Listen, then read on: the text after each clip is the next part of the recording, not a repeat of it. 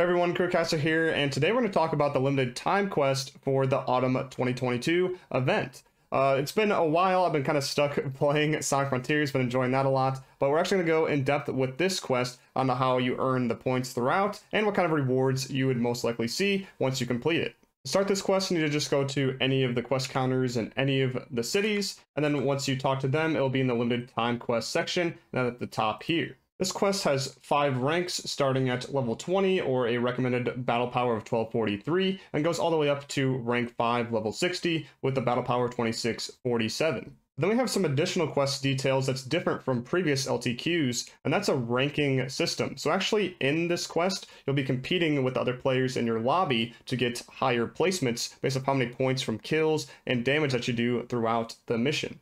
So at first place, you get the most seasonal points, and it goes further and further below, down to only 7,700 at 4 and below for placement. This is on rank 5. It kind of changes depending on the rank you do. So on rank 1, it's only at 4,000 for first clear, and it just goes up and up the higher rank that you do. So because there's so little difference between the seasonal points in the same rank, and it's like such a huge difference between the ranks that even first place for rank 4 is less than, getting last place on rank 5, it's best to do the highest rank that you can possibly do for the most seasonal points. However, it does say that you earn additional rewards according to your ranking at quest clear. But as far as I have seen, you don't actually get additional rewards in terms of items, it's just the seasonal points, so there isn't really much of a reason for the competition in the first place. Regardless though, I think this may be a testing grounds for this kind of ranking system, so it has no impact now, but it might come up in the future, so I wanted to go into a deep dive with the scoring system. So getting into this quest, you are greeted with a small arena in a box. You just have to wait a minute, and then you can start just pulverizing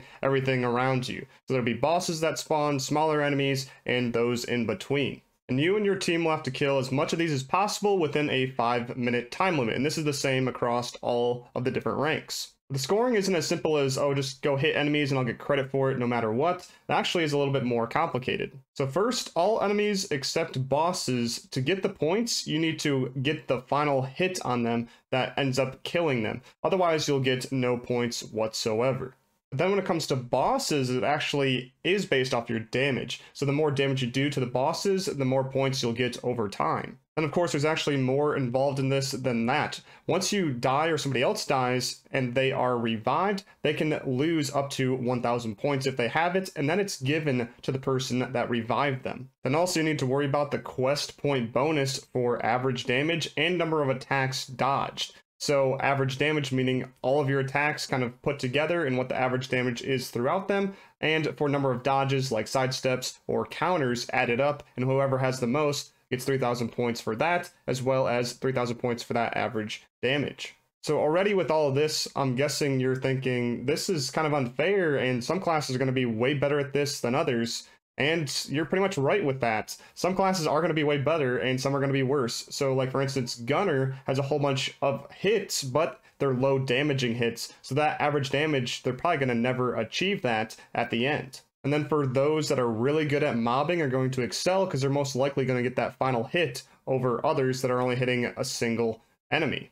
And these weapons or classes that are really good at mobbing are usually ranged ones, so it's just kind of compounding on top of that and makes melee look like it's not a very good option for this kind of quest. But there actually is a point reduction system for those at too far of a range. So I tested this out and you only gain around half of the points that you would if you killed it at a closer range. And it turns out the range is around 25 meters or about the same as where TMGs go from medium to long range. And you can tell this from the white crosshairs kind of disappearing those dashes and turning into a normal white reticle. So it seems like SEGA kind of thought about melee users for this quest and is trying to help them out. But then they introduced another way to get points specifically for Ranger with Blight Round that kind of screws that all up. So on Ranger, using the Blight Round or the wide Blight Round skills on the enemies, if you damage it or anybody else in the lobby damages those enemies while the Blight Round is on there, you'll gain points over time just based off the damage. And this is no small amount of points, as I'll show in a chart in a little bit,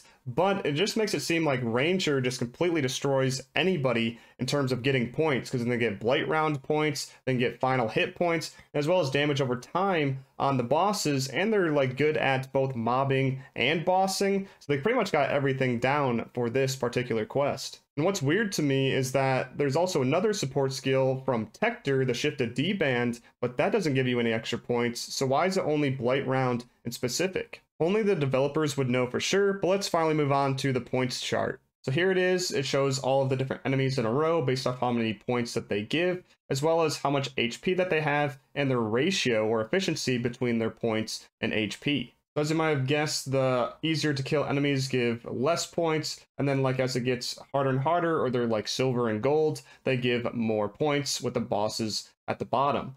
But with this, as you can tell, it's more efficient to kill certain enemies over others. So for this Aelio Rappy, it's very efficient, so that's why it's in green, an 83.3% ratio based off their HP, which is 360, and how many points they give, 300. But then for something like the Sankoran here, it's at 25%, pretty low because it has 400 HP, but only gives 100 points. That's not even the worst offender, which is the Bane Hog, which has 1600 HP, but only gives 300 points, so an 18.8% ratio. But then the best enemy to probably kill is the Golden Dots with 112.5% ratio, with giving 900 points and only having 800 HP. So as you can already tell, it's definitely an imbalance of how many points that you get for each of the enemies. So it's good to focus on certain ones over others if you can. But for me personally, I think going after the bosses is better than going after the normal enemies because they give you points based off your damage and not getting that final hit, which can be stolen from you.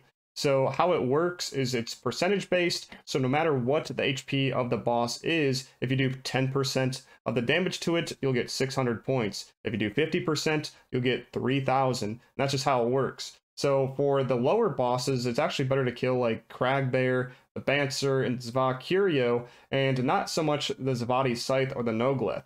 But it's still good to just go after any of the bosses because they don't really have a very low efficiency. And then there was one thing that I failed to mention yet, and that is the thing about the equalizer. So as you can see here, it gives 1,000 points, has 1,400 HP, and not too bad of an efficiency, 71.4%. But that isn't all there is to the equalizer.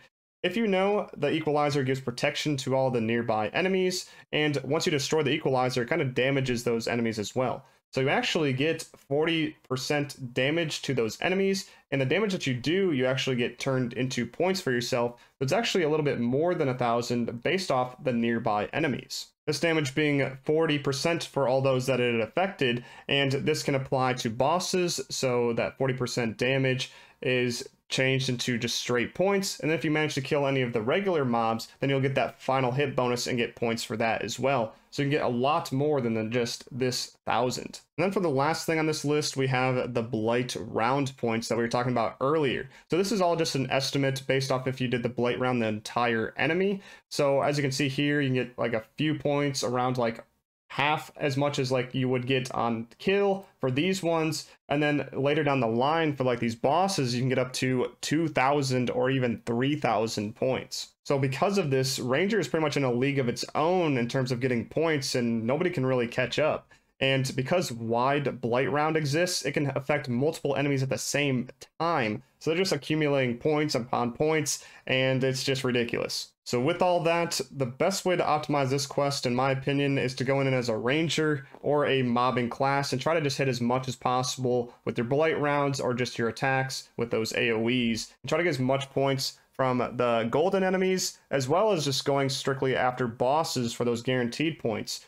There is bosses that spawn guaranteed at the 1 minute mark, where there's a trial, and then also 30 seconds after that trial boss is killed, there will be another. So look out for that. And then also, if you can manage it, try to kill that one equalizer that spawns kind of like in the middle or kind of the tail end of the quest to try to get a whole bunch of points just lumped into one. But now let's finally talk about the rewards that you can get from doing this quest. So for the rewards in this quest, there's actually quite a bit going on. You can get Rugged series if you're really lucky on rank 5. You can get the Christia series, which is part of the Autumn event, as well as the new minerals Autumn Lattice and Autumn Nerlis, with a few other minerals in there as well. But then for the augments, there is up to tier 4 of the basics, soul 3s, but I have gotten a Pettis soul 4, which just fails to mention. But you can also get the Fuchsia capsules, so all those fused ones, which are pretty nice. But then the main kind of drive for this is getting those Autumn 22 special scratch tickets, which you can get between 0 to 2 each run. And also what's cool about these rewards is it's just based off of what your group kills, not just what you kill, and it doesn't even matter what rank you get. So it doesn't matter if you're trying to go for first, second, third, whatever, you'll get the same rewards regardless of that. It's just the seasonal point difference. But of course it comes all down to RNG based off of what you're getting from these enemies. But RDR does help in this quest, so the more you boost, the more chance you have at these items and even the tickets themselves. Unfortunately though, the region mag bonus does not apply, so you need to get it from elsewhere. I tried to see if you could AFK get these tickets, but it doesn't look like it quite works, unless if you kill a single enemy, but then you only get the seasonal points and basically no rewards. So I think there's certain thresholds that you have to get to in terms of points to be able to get a chance at these tickets, either based off your team score or your solo score. But regardless, you do get quite a bit of scratch tickets for free pretty much just by doing the rank 5 for the first time. You get 10, as well as getting up to like 40 or 50 in the seasonal shop with the seasonal points that you'll be getting from this event or this seasonal quest. But to use these special scratch tickets, you just need to go to the Play Scratch Tickets section and go to Autumn 22 Special Scratch. So within this, there's actually quite a few cosmetics that you can earn, like the relic weapon camos, other weapon camos, music, outfits, accessories, etc. And what's interesting about this is there's actually previous mission pass items from NGS that you can get if you missed out on those. So like this Grim Reaper, the Sinister Mantle, basically all of these in the middle. And what's interesting about these items in particular is that they still count as mission pass items, so you can turn them in for mission badges at the item trader. So just go to there and then go to item recycle, and then at the bottom here there should be the end mission badge, and you can exchange them here for those. And you can use them currently for extra special scratch tickets for the regular special scratch. But I think in the future, mission badges will be way more expansive in terms of items that they'll be able to get, like new cosmetics, like outfits, etc., just like in base games. So you might want to farm them and hold on to them. And then for the last thing here, there are titles attached to this quest. For the first one, you just need to complete it once during the daytime version of this quest, where you get the first Autumn Leaf and 5 star gems. But note that I did say daytime version. On the 16th, there will be a different version of this limited time quest, where it'll be nighttime with different enemies, and it'll probably be another title that gives 5 star gems. But what that means is that you can't complete this one once this date passes. But that is everything that I have on this limited time quest for the autumn event. What do you guys think of this scoring system? To me personally, it's really involved, pretty complicated, but there isn't really much of a point to it because it's only a difference of a few hundred seasonal points for the rankings and no difference in actual rewards. So why is it even there? Just a competition just to have it? I don't know. But let me know what you guys think in the comments down below, and I'll see you guys in the next NGS video. Peace.